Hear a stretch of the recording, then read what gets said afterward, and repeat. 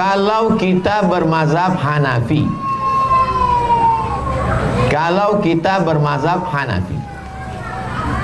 terus ada ustadz bilang mazhab Maliki dalam bertayamum, apa boleh kita ganti-ganti mazhab sesuai dengan keadaan emergensi?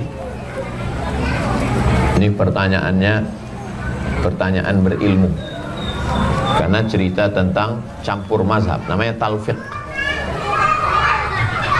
Karena di rumah sakit emergensi, ruang ICU tidak bisa pakai debu, tak bisa sampai ke siku, dipakainya mazhab Maliki.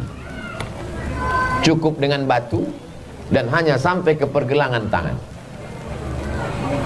Boleh, karena dia tidak bercampur dengan sholat. Tayamumnya mazhab Maliki, sholatnya mazhab Syafi'i. Boleh. Lalu yang tak boleh campur mazhab itu bagaimana Pak Ustaz? Dalam satu ibadah dicampurnya. Dalam satu ibadah. Tayamum dengan sholat satu ibadah atau dua ibadah? Dua ibadah. Tayamum lain, sholat lain. Apalagi darurat. Yang tak boleh ini dalam satu ibadah dicampurnya dua tiga mazhab. Contoh, cara mengambil wuduknya Syafi'i, cara membatalkannya pindah dia ke Maliki. Tak boleh. Cara wuduk Syafi'i, air ambil sedikit, sapu kepala, ambil sedikit aja. Cara wuduk Syafi'i. Pergi dia undangan ke hotel, sampai di hotel, barakallahu lakum, kena ujung jari pengantin. Menurut mazhab Syafi'i batal apa tak batal? Batal. Cara wuduk dia tadi kan mazhab Syafi'i, maka membatalkannya juga pakai mazhab Syafi'i, berarti sudah batal. Kita lanjutkan setelah yang satu ini.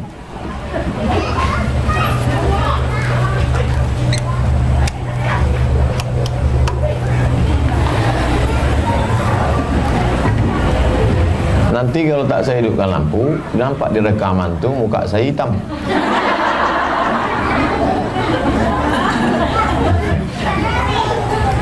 Cara wuduknya tadi pakai mazhab Syafi'i. Maka menurut mazhab Syafi'i, kalau dia bersentuhan dengan perempuan, wuduknya batal. Tiba-tiba setelah selesai dari acara di hotel tuh, pergi dia Masjid Ar-Rahman, sholat dia. Ditanya kawannya, wuduk kau kan sudah batal tadi. Aku pakai mazhab Maliki, bersentuhan kalau tak bersyahwat tak batal.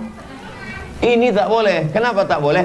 Karena dia mencampur dua mazhab dalam satu ibadah. Cara wuduknya Syafi'i, cara membatalkannya dia pindah ke Maliki. Adapun ibadahnya berbeda, boleh. Pindah mazhab, beda ibadah, boleh. Yang tak boleh itu berpindah ke lain hati.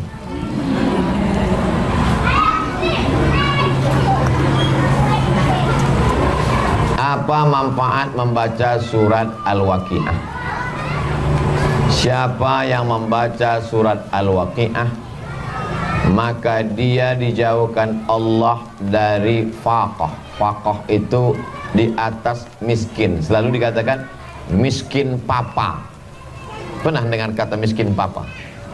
Tak pernah. Di atas miskin lagi. Dijauhkan Allah dari miskin. Yang jadi masalah hadis itu dhaif. Hadis yang paling tinggi sahih. Di bawah hadis sahih hasan. Di bawah hadis hasan dhaif. Di bawah hadis dhaif maudhu. Ada sekelompok orang tidak mau mengamalkan hadis dhaif. Asal hadis itu dhaif, jangan amalkan. Allahumma laka sumtu wa bika amantu ala rizqi afdatu. Dhaif. Allahumma barik lana fima razaqtana wa qina azabannar. Dhaif. Membaca surat Yasin untuk orang meninggal dunia, iqra'uha ala mautakum. Dhaif. Siapa yang baca surat Al-Waqiah, dijauhkan Allah dari miskin papa, miskin susah melarat. Dhaif. Tidak mau dia mengamalkan hadis dhaif. Saya termasuk mengikut ulama yang membolehkan mengamalkan hadis dhaif. Yang Ustaz ikut siapa? Imam Nawawi. Ajma'al ulama ala jawazil amali bil hadis dhaif. Ulama ijma' bahwa boleh mengamalkan hadis dhaif. Boleh mengamalkan hadis dhaif. Jadi kalau diamalkannya surat Al-Waqiah ini boleh, tak salah. Kalau kita ingin ada berkeinginan, bisa Allah mempermudahkan hajat kita. Yang memudahkan itu bukan waqiahnya, Allah. Lalu kenapa Allah mudahkan dengan surat ini? Karena surat Al-Waqiah mengingatkan kita tentang hari kiamat, tentang kematian. Begitu dibacanya, lalu kemudian hatinya takut kepada Allah. Tak jadi dia curang, tak jadi dia bohong, menjadi orang jujur, amanah, semangat dia. Jadi kalau ada orang bertanya, apa logikanya dengan membaca surat Al-Waqiah dia tidak miskin? Karena dengan setelah membaca surat Al-Waqiah dia bangkit semangat. Apa hubungan salat duha dengan rezeki? Karena orang yang salat duha pasti bangunnya sebelum subuh, pasti dia bersemangat. Jadi kalau dikatakan logika, logis, masuk akal, ajaran Islam ini masuk akal. Tak masuk akal Pak Ustaz, berarti akal kau tutup. Sulitkah bagi Allah? Tidak. Innama amruhu iza arada syai'an ayakula lahu kun fayakun. Tak ada yang sulit bagi Allah. Apa hukumnya kita umat Islam melayat ke rumah non muslim kalau ada tetangga kita tidak Islam, meninggal dunia dia, kita ikut berbela sungkawa duka cita, maka kita sekedar ikut duka cita tanpa ikut ritual. Jangan ikut misa, jangan ikut ibadah, jangan ikut kegiatan agamanya. Datang kita ke situ, aku ikut berbela sungkawa atas meninggalnya bapakmu karena dia sama aku baik dulu. Kalau ada hutang dibayar apa tidak? Bayar. Dan pula anggap lunas. Alhamdulillah Pak Ustaz, berbeda agama kami lunas. Kata siapa? Nabi SAW meninggal Nabi, baju besinya tergadai. Wadir'uhu marhunatun inda yahudiyin bisalatina sa'an min tamrin.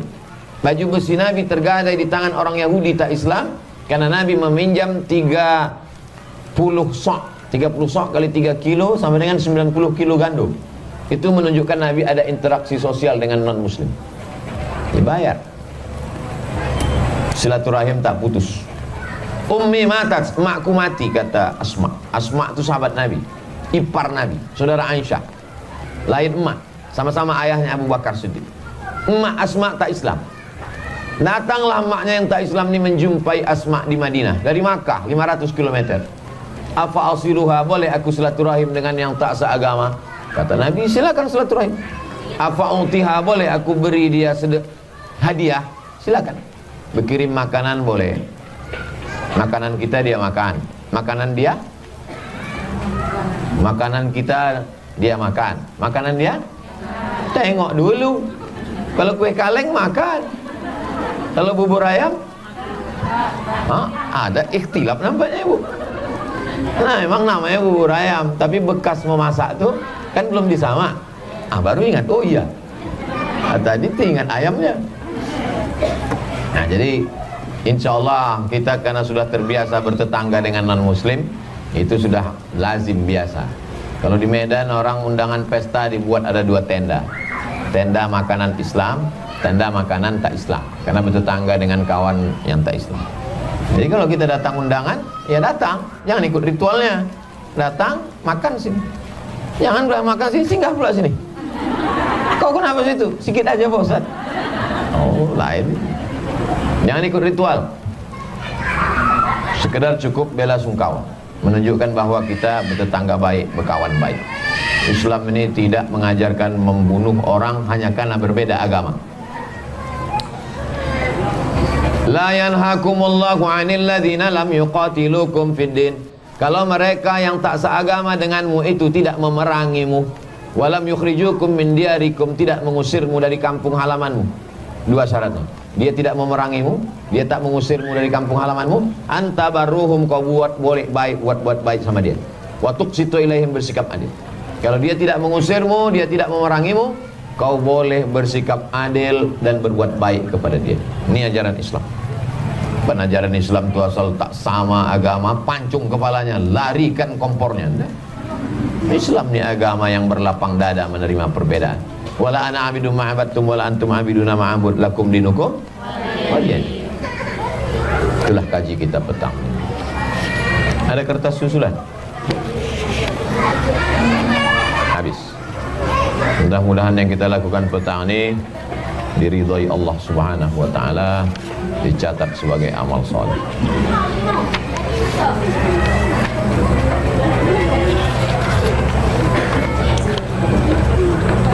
Jika seorang ibu melahirkan pada bulan Ramadan, nama anaknya laki-laki Ramadana, perempuan Ramadhani.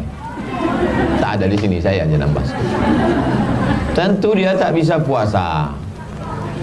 Dia sudah berniat untuk mengqadha, membayar fidyah. Namun beberapa tahun kemudian ternyata dia lupa, belum dia laksanakan. Jika terjadi hal seperti ini, apakah berdosa? Apakah masih diterima Allah jika dilakukan kembali? Ini bulan Ramadan, waktu dia hamil.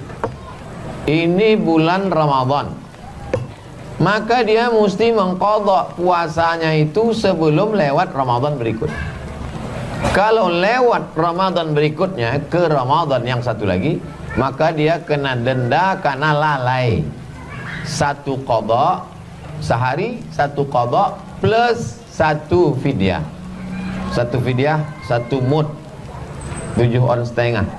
Tapi jangan betul-betul kasih 7 mud setengah, karena satu mud di situ maksudnya satu makanan. Mana ada orang makan nasi aja pakai kecap? Tak mungkin. Kasihlah lauknya, kasih satu mud plus lauk pauknya untuk makan sehari. Makan pagi, makan siang, makan malam. 7 on setengah itu kalau udah kuat, udah 3 kali tambah tuh. Jadi bukan berarti kalau sudah tinggal setahun lalu kemudian istighfar selesai. Anak ibu berapa? 10. Tinggal yang lalu cincailah itu Pak Ustaz. Oh tak bisa begitu. Hitung.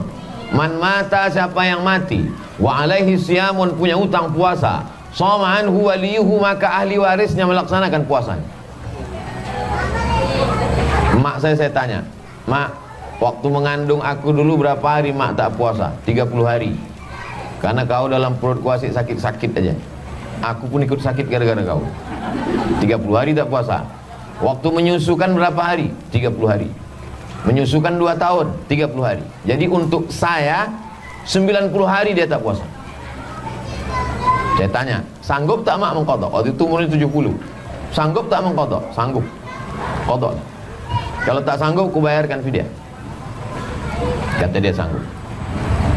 Dia meninggal hari Senin sesudah makan sahur. Tak tinggal puasa Senin Kamis. Umur 70. Waktu itu qadhanya udah lunas. Sudah hitung-hitung 90 saya, 90 adik saya, kami adik-beradik 2, udah habis sudah lunas sudah. Saking lamanya dia puasa sunat. Terus puasa sunat. Sehat walafiat. Naik angkot ke pasar Ramayana. Asal belanja sehat. Perempuan yang mengandung anak atau menyusukan anak tidak sanggup berpuasa, 3 mazhab. Mazhab yang pertama mengatakan qadha saja, tak bayar fidyah. Mazhab kedua mengatakan bayar fidyah saja, tidak qadha. Saya pakai mazhab yang ketiga, mazhab Syafi'i. Kalau dia tak puasa karena dirinya, qadha saja. Tapi kalau dia tak puasa karena anaknya, maka dia kena 2, qadha dan fidyah. Saya ulang sekali lagi. Kalau dia tak puasa karena dirinya, qadha saja. Tapi kalau dia tak puasa karena dirinya dan anaknya, maka dia kena 2, qadha dan fidyah. Ibu sehat, kata dokter. Sehat saya, Bu dokter? Sehat. Cuman anak ibu ni ku tengok lemas, kritis. Maka dia pun makan karena takut anaknya itu lemas. Maka dia kena 2. Dia qadha dan bayar fidyah. Oke. Si ibu tadi dia tak puasa karena anaknya. Maka dia ikut mazhab Syafi'i, mengqadha dan bayar fidyah. Ternyata sudah lewat Ramadan ini ke Ramadan berikutnya, kena dia 3. Qadha, fidyah karena anak, fidyah karena lalai. Apakah kalau bertambah Ramadan berikutnya bertambah fidyahnya? Tidak. Fidyah hanya bertambah karena sekali saja. Tidak langsung bertambah, habislah beras kita. Ini tentang masalah membayar fidyah. Kalau mau kurban harus sudah akikah dulu? Tidak. Tak ada hubungan akikah sama kurban. Akikah saya itu adalah amal ayah saya. Adapun kurban saya itu amal saya. Saya ulang sekali lagi. Akikah saya itu amal ayah saya untuk saya. Sama nanti kalau anak saya lahir, amal saya untuk anak saya. Tapi kurban itu amal saya. Kurban itu amal saya. Maka tak ada hubungan. Keheran saya sampai hari ini orang, bapak tak kurban, aku belum akikah. Tiap tahun itu aja alasannya. Upaya tak mau keluar duit. Pandai dia. Ibu yang belum akikah boleh mengakikahkan dirinya. Saya bahas dalam buku 37 masalah populer. Dalil hadis Nabi. Aqa'an nafsi ba'da ma bu'itsa nabiyan. Nabi mengakikahkan dirinya sendiri sesudah jadi nabi. Berarti sudah 40. Kalau ada di antara ibu yang tidak akikah dulu kecil, mau akikah sekarang, beli satu kambing, masak. Hari Jumat bawa ke sini. Insyaallah kita doakan. Tapi tak bisa kami ayun pakai marhaban. Gantung sini patah. Kalau sholat mengikuti imam baca ayat pendek, apakah kita mengikutinya juga? Imam membaca Al-Fatihah, kita diam. Rakaat pertama baca iftitah. Setelah amin, baru kita baca Fatihah sebagai makmum. Habis baca Al-Fatihah, diam, dengarkan ayat. Mazhab Syafi'i. Saya pakai mazhab Syafi'i. Imam membaca ayat, kita membaca Al-Fatihah. Kalau ternyata imam itu imam supir Medan, koncang 120 kilo, kita baru kita baru iyyaka na'budu wa iyyaka Allahu Akbar kan? Ikut dia. Kenapa? Al-imamu junnah, imam itu penanggung jawab. Qiraatul imam, qiraatul makmum. Bacaan si imam itu mengcover bacaan makmum.